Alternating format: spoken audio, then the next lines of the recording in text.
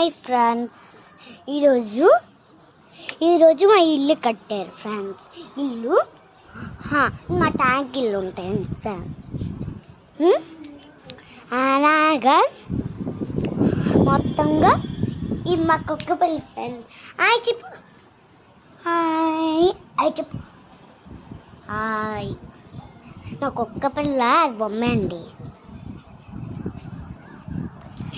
ఇది. ఇది మా కుక్క,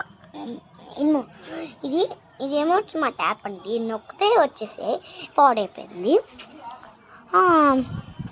అలాగా చూపించాలి ఫ్రెండ్స్.